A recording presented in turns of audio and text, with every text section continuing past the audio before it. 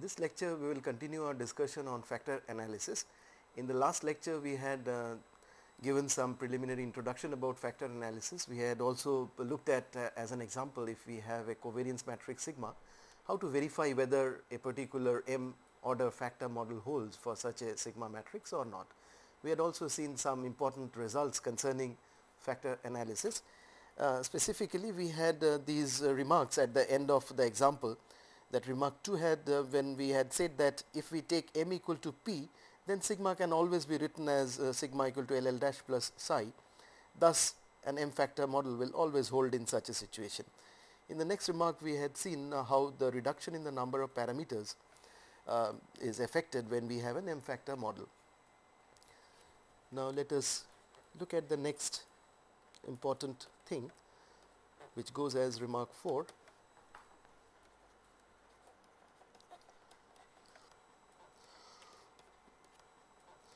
Suppose m factor model holds for x, and if x is rescaled,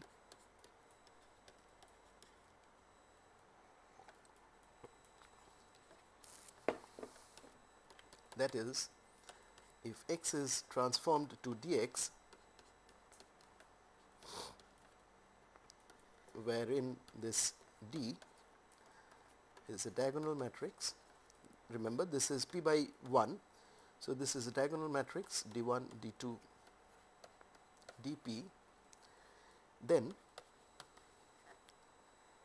m factor model also holds for the rescaled variable, that is y. So, we have got this D to be the diagonal matrix, which is p by p order. So, the m factor model will also hold for y. Now, let us see why is that so. Now, this is what the remark says. Now, since m factor model holds for x,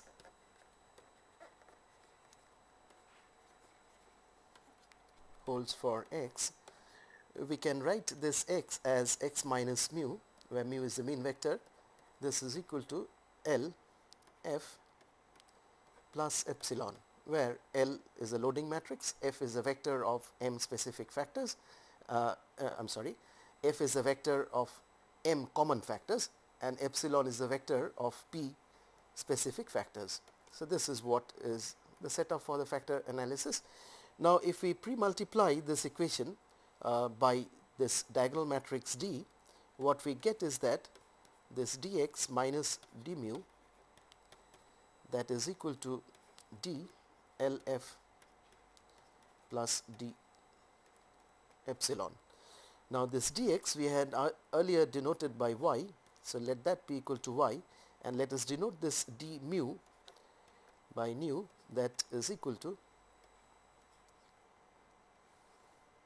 let us write this as dl f, this write this as eta, wherein what we have used is this nu equal to d times mu, and this eta vector is d times epsilon, right.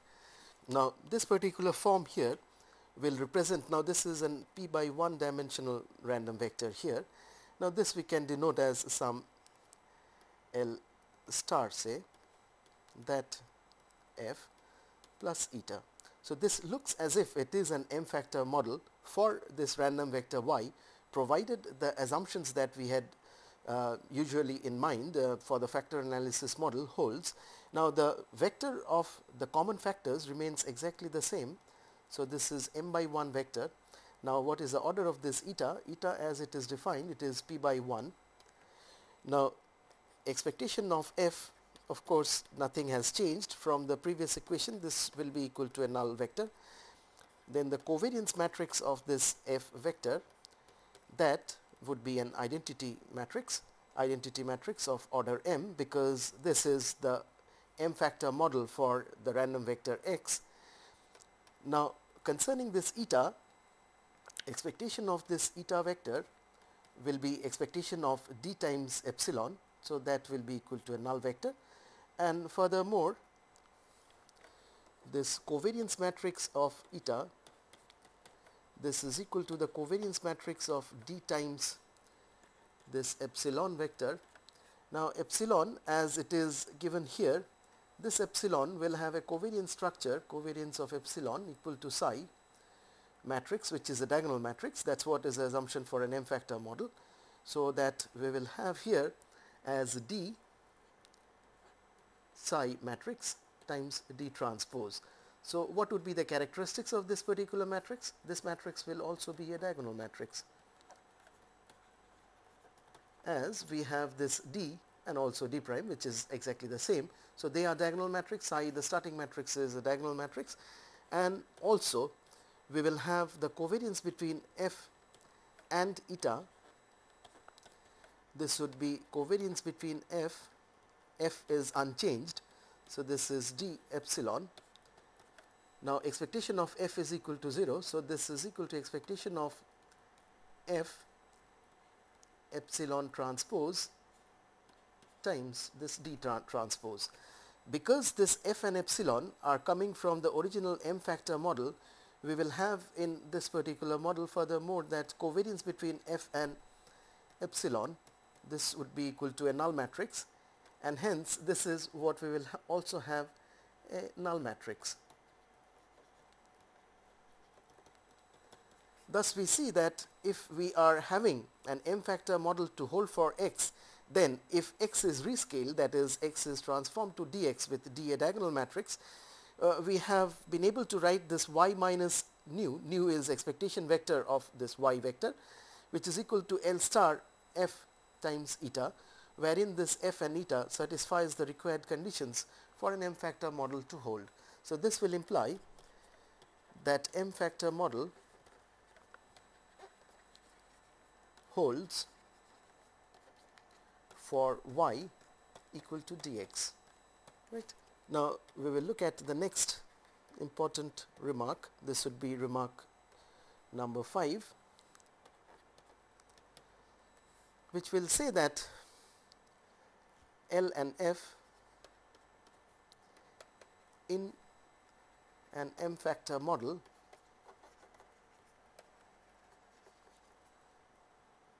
are not unique. That is, it states that if we have a random vector x and we are looking at expressing that random vector in terms of an M factor model, then this L is what is the matrix of factor loadings and F is the vector of our M common factors. The choice of L and F are not unique. Now why do we say so? Let us try to understand what we are trying to achieve. Suppose x, this is a p by 1, has M factor model, or an M factor model holds for x, we will be able to write x minus mu to be equal to LF plus epsilon with the corresponding assumptions on F and epsilon to hold. Now on the right hand side, if we introduce an orthogonal matrix gamma, gamma transpose, then nothing will change as such, wherein this gamma is such that it is an orthogonal matrix, so that gamma gamma transpose is equal to an identity matrix. Now if we have this, we have this x minus mu written in terms of this. That is, in other words, we can write this x minus mu equal to L star, wherein L star is L times gamma, and this is, say, an F star vector, where F star is this gamma prime F, this plus epsilon. So we have a new loading here, and this F star, the new vector, this is an M dimensional vector. It needs to satisfy the conditions in order to say, in order that we can say that this is an M factor model for this random vector x. Now there is no change in epsilon, so this expectation of epsilon is still a null vector, and the covariance matrix of epsilon is psi, the diagonal matrix, which is coming from the previous formulation. Now this F star is such that F star is equal to gamma prime F vector. This is such that expectation of this F star will be equal to expectation of this gamma prime f. This will be a null vector because this f has got expectation as null vector. Then the covariance matrix of this f star will be equal to the covariance matrix of what we have defined as gamma prime f. So this is gamma prime f. This will be equal to gamma prime. This will be equal to gamma prime, then covariance matrix of f times gamma. Now covariance matrix of f, because f is the vector of common factors coming from the m factor model, so this is an identity matrix. So this will be gamma prime gamma. This will be an identity matrix, right? So this is what is concerning the covariance matrix of f, and furthermore the covariance between this epsilon, because epsilon is unchanged here, so we need to look at the covariance matrix of epsilon and f star. So covariance matrix of epsilon and f star, this is equal to the covariance matrix of epsilon and this gamma prime f. This is equal to expectation of epsilon f prime. This would be an f prime times this gamma matrix. Now the relationship between epsilon and f is the vector of common factors in the original m factor model, and hence we will have the covariance between epsilon and f to be equal to 0, a null matrix that multiplied by this gamma is also a null matrix. So that if we have written this particular model as in here, we are having f star such that expectation of f star is equal to 0. Covariance matrix of f star is an identity matrix of order m, and the covariance matrix of epsilon and f star, that's equal to a null matrix. Epsilon of course is unchanged, and hence that has got expectation equal to a null vector, and covariance matrix diagonal psi matrix. This will imply that this x minus mu equal to L star f star plus epsilon is an m factor model for x.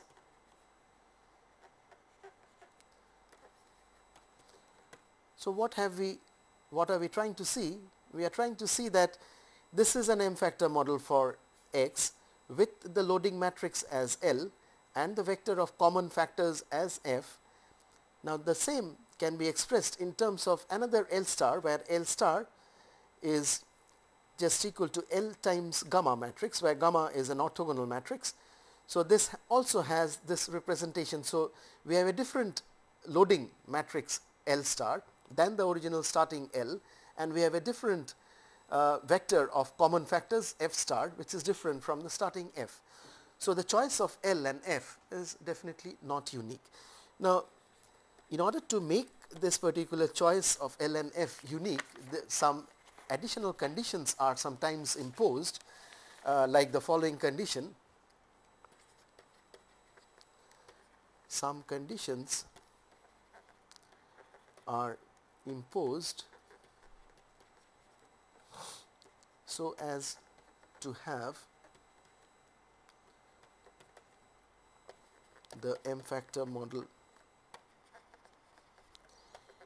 unique. For example, one such condition is that L prime psi inverse L to be a diagonal matrix. So such additional conditions may be imposed on the model so as to have the choice of the L and the corresponding f vector to be unique. Now in the next remark, which is remark number 6, which remark number 6 talks about non-existence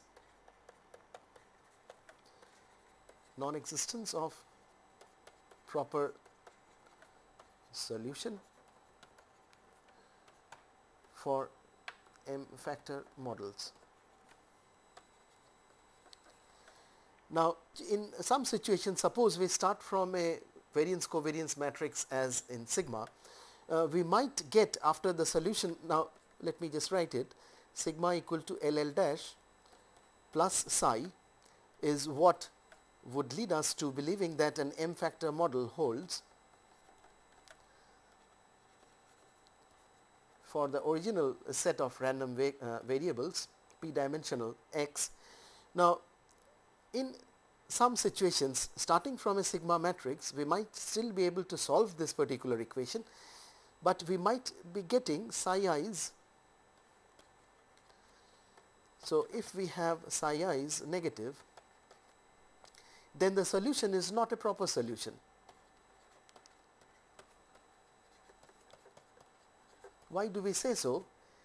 What are psi i's? Psi i's are the specific variances. So, those are the variances of specific factors. Now, they cannot be negative, and hence if in some situation by solving such an equation in order to verify whether an M factor model holds for x, if we get in the solution that psi i's are negative, then the solution is not a proper solution. Now, such a situation is referred to as the Haywood case.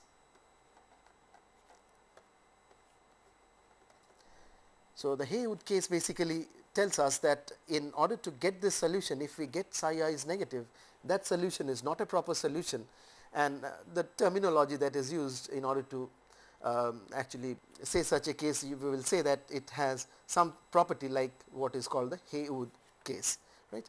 Let us look at an example of such an Haywood case where this proper solution will not exist. So, we take a sigma matrix which is 3 by 3 matrix, which is having 1 in the diagonal. So, it is basically variance covariance matrix of standardized variables, and we take the following values 0.9, 0.7 and 0.4. So, this is the starting covariance matrix. We are trying to see, to check whether one factor model holds for the random vector x, which has this as the covariance matrix, right. Now, in order to do that, we need to frame the following equation, which says that sigma equal to LL dash plus psi, where this L is going to be equal to, because we are saying that whether a one factor model holds. So, this is L11, L21, L31, and this psi is the diagonal matrix with psi 1, psi 2 and psi 3 as the 3 diagonal entries. Now, if we plug in this particular value, we will have this sigma equal to our L11, L21, L31, that into its transpose. So, it is L11, L21, L31, this plus this psi matrix. So, we will have this sigma to be equal to, if we look at this particular multiplication and then add the psi matrix to that multiplied vector, what we will be getting is L11 square plus psi 1 on the 1th element, L11, L21, L11, L31, this is L21 square plus psi 2, and this is L21, L31, and the 3th element is L31 square plus psi 3. Now, we know what is this particular sigma matrix. So, equating what we get is the following: 1 equal to L11 square plus psi 1, because the 1th entry of this sigma matrix is equal to 1. The other values also gives us the following, that 0.90 is equal to your L11, L21. Then we have the value as 0.70, that is equal to L11, L31. This entry L21 square plus psi 2, this is equal to 1, and L21, L31, that is equal to the given value, which is 0.90 040, and we have this L31 square plus psi 3, that's also equal to 1. So we need to solve this particular set here and then come up with the values of L11, L21, L31 and psi 1, psi 2 and psi 3. Now if we use first these two equations, this L11, L31, that's equal to 0.7, and L21, L31, that's equal to 0.4. So this will imply, because L31 is common out here, we will have this L21 equal to 0.4 by 0.7 times L11, right? And furthermore, what we have from this equation is 0.9 equal to L11 times L21. So these two collectively would imply, or rather give us the solutions. This will lead us to L11 square, that's equal to 1.575. That is L11 will be equal to plus or minus the square root of this particular number, which turns out to be 1.255. Right. So we have a solution L11 equal to this. Now we will see why this is not a feasible solution. Now realize that this variance of x1 is equal to sigma 11. What is that equal to? From the given sigma matrix, that's equal to 1. So this is equal to 1, which is also equal to, when we are looking at this variance of the first common factor, L11 is the loading of x1 on f1. Now the two component x1 and f1, both of them have variance equal to 1, and what we have seen earlier is that this Lij is the covariance between xi and fj. So this L11 is nothing but covariance between x1 and f1. Since the variances of x1 and f1 are both equal to 1, we will have this as also the correlation between x1 and f1. Now the solution what we have got is L11 equal to plus or minus 1.22, which is an absurd value. So this will imply that L11 equal to plus or minus 1.255 is an absurd. So if we have this lambda m plus 1 to up to lambda p close to 0, we can neglect the contribution of these eigenvalues lambda m plus 1 to lambda p to sigma. That is, in the spectral decomposition as in here, we have from lambda 1 to up to lambda p, we are assuming that beyond a certain point m, lambda m plus 1 to up to lambda p are negligible, they are close to 0, and hence we can neglect the contribution of these terms, the last p minus m terms, and then we can say that let in such a situation sigma is approximately equal to our first m terms, that is lambda 1 E1 prime plus lambda m em prime. Now we can write this particular expression here up to m terms. This is approximate because we have chopped off from lambda m plus 1 to up to lambda p those contributions. So we can write similar to the previous setup, that this is equal to root over this, root over lambda m em, and this is the transpose of it, lambda 1 E1 prime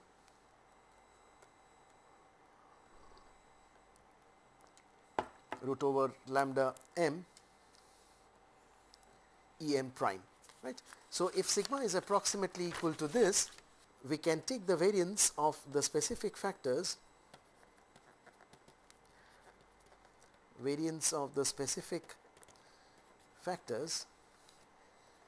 can be taken as diagonal entries of sigma. Now we will write this as L dash, where this L matrix is this particular matrix, which is P by M, So this matrix is what we are writing as P by M. This is M by P, its transpose, by choosing the diagonal entries of sigma minus L dash. That is, what we are having is this psi I equal to sigma I minus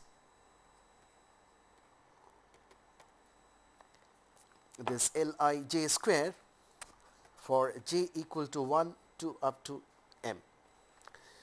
So, we will look at this sigma minus this L transpose, and then from that difference matrix, if we pick up just the diagonal elements and then say that our psi i's are going to be that sigma I, this sigma I is the diagonal entry of this, and this quantity is LL dash's diagonal quantity, ith diagonal quantity, and this will imply that we will have this sigma approximately equal to LL dash plus the psi matrix, wherein using these psi's here we will form the psi matrix, which is psi 1, psi 2 and psi p, the specific variances. All these quantities are zeros, right.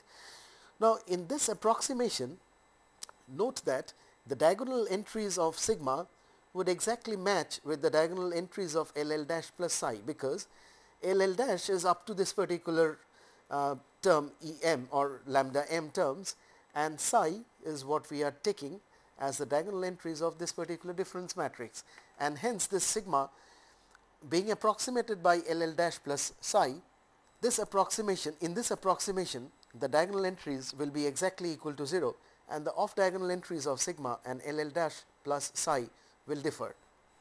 Now, we will use this particular concept in order to estimate L and the corresponding psi matrix from the data. So, what we will now look at is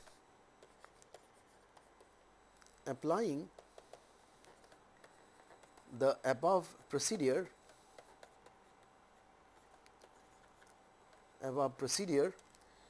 to a given data set.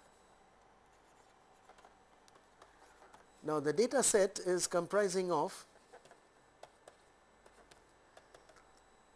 x1, so that is the first p dimensional realization, x2, this is the second p dimensional realization, and this is say xn, which is the nth p dimensional realization. So, these are the realizations which we have as the data set. So, for any practical purpose as such, where we do not have any idea about what is the covariance matrix of the underlying random variables, we will just be having this x1, x2, xn as the given data set. Now, given this particular data set, we will apply the previous concept when we had looked at that sigma matrix, and then give this algorithm for actually estimation of the loading matrix and the psi, the matrix of specific factors variances. So, at the first step, from this given data we will compute, I will just give this step by step procedure. What we will first compute is the sample mean vector,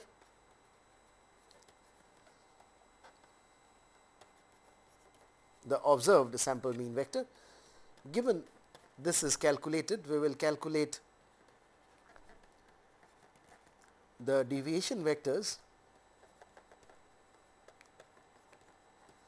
Deviation vectors are given by this xj minus x bar quantities. Now, using these deviation vectors, or otherwise using the deviation vectors, compute the sample variance covariance matrix, the sample variance covariance matrix, say is given by this capital S. Now, once we have this, now this is going to be the estimate as such of the sigma, the population variance covariance matrix. Now, we will compute the eigenvalue eigenvector pairs, compute the eigenvalue eigenvector pairs of S, say those are given by lambda 1 hat, E1 hat, lambda 2 hat, E2 hat, and now this is a p-dimensional observations, p-dimensional observations, n of them. So the variance covariance matrix is also p-dimensional, and we will have these as the corresponding eigenvalues and eigenvector pairs. These are given caps because we had estimated sigma by S, and we look at lambda 1 hat as an estimate of lambda 1, which was the eigenvalue corresponding to the largest eigenvalue corresponding to the sigma matrix. Now here we will have similar relationship between the lambda I hats. So lambda 1 hat is greater than or equal to lambda 2 hat is greater than or equal to lambda p hat. Now we will use these estimated eigenvalues and the corresponding estimated eigenvectors in order to. So in the fifth step here, let us say that m less than p be the number of common factors that we are going to choose, then the matrix of factor loadings are estimated as this L hat, which is going to be equal to root over lambda 1 hat times this E1 hat root over lambda 2 hat times E2 hat, and so on. This is root over lambda m hat, where m is the number of common factors that we are choosing, and this is going to be this em hat, right. Now why is this so? Because if we look at this formulation here, what we had chosen was this matrix truncated up to the mth point, and since we are going to have the estimates from the estimated sample variance covariance matrix from just the sample variance covariance matrix and the eigenvalue eigenvector decomposition, if we are choosing m less than p to be the number of common factors, then the matrix of factor loadings are estimated by this. Now once we have this factor loading matrix as this, the next step would be to estimate the specific variances. So what we will have is the following: the estimated specific variances,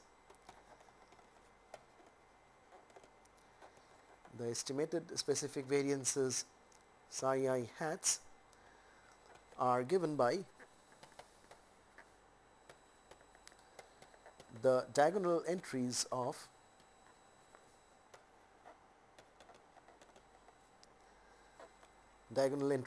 which matrix? Now it would be S minus L hat transpose. Why is that so? Because in relationship with this particular relationship, we had chosen the variance of the specific factors as sigma minus LL dash.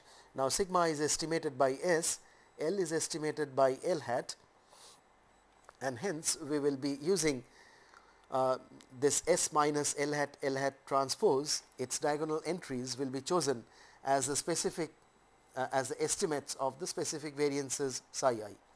That is, we will have this psi I hat will be equal to SII, where SII is the diagonal entry of this S matrix, this minus j equal to 1 to up to m Lij hat squares, where Lij hat is the ijth element of this L hat matrix.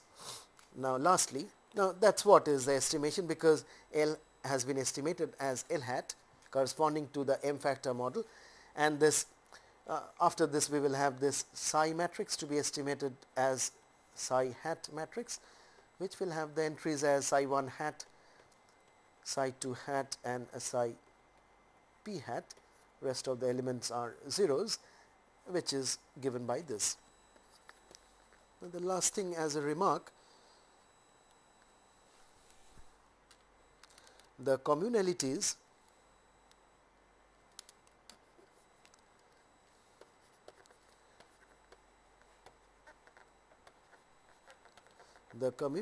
are estimated as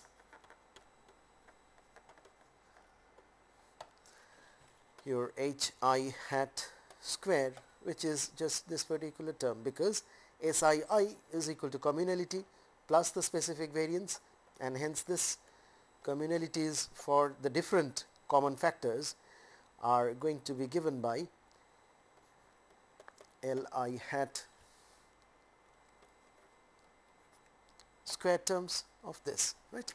So, this is how from a given data vector we will be able to estimate all the things which are required in order to actually have an M factor model for the given data. So, this is a stepwise procedure. Now, under such a situation we make a note of the following facts. The first note says that for a principal component solution,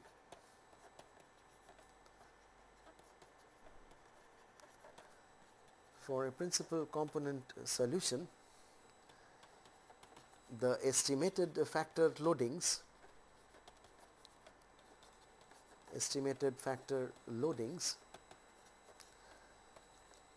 does not change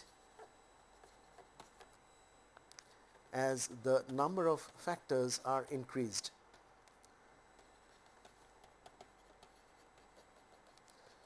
What it is trying to convey is the following message, that suppose we have an M factor model, we have estimated the factor loadings and the specific variances for an M factor model. If we want to go from an M factor model to an M plus 1 factor model, now the previous factor loadings, the factor loadings for the first M factors will not change if we are actually estimating the factor loadings and specific variances under this particular principal component solution approach. Now, why is that so? For example, just look at a simple situation. Suppose we have an M factor model. If we have an M factor model, then this L hat matrix, say L1 hat matrix, which this 1 signifies that it is a 1 factor model, this will be equal to what? This will be equal to root over lambda 1 hat times E1 hat. Now, if we want to go from the first factor 1 factor model to a 2 factor model, so this is a 2 factor model, that is M equal to 2. Now, the loading matrix for M equal to 2 will be given by root over lambda 1 hat E1 hat, still its first column, and the second column is just augmented, that you will have this as lambda 2 hat E2 hat. So, what we observe is that this was the factor loading matrix for a 1 component model, and this is the factor loading matrix for a 2 component model, that is M equal to 2. So, the 2 component model has 2 columns. This is the first column is the factor loadings corresponding to a 1 component model, and hence it does not change when we are moving from a 1 factor model to a 2 factor model. In general, if we have M equal to k, say, then this Lk hat matrix will have its entries as L1 hat E1 hat root over lambda k hat E k hat. Now, if from M equal to k we want to move ahead and have a k plus 1 factor model for some reason, then what we will be having as this factor loading matrix for this k plus 1 dimensional factor model will just be this factor loading matrix corresponding to this k factor model. This will be augmented by one more column, which is lambda k plus 1 hat times E k plus 1 hat. So, as such, as we are seeing here, that the previous factor loadings are not going to change if we are moving from a lower order factor model, say kth order factor model, to a k plus 1th order factor model. Now, when we are using this principal component approach, principal component method for estimation of L and psi, we are making some approximation, as we have seen in here, that we are going to approximate this L, this S in terms of LL hat, this one, I will just write it here. This S is being approximated by L hat transpose plus this psi hat matrix. This is similar to the approximation that we had used for sigma matrix. So, this approximation is of what nature? If we look at the diagonal entries of S, they are going to match with the diagonal entries of this L hat transpose plus this psi hat matrix. Only the non-off diagonal entries of the two matrices S and L hat transpose and psi are going to differ. So, the following result gives us a measure of closeness of approximation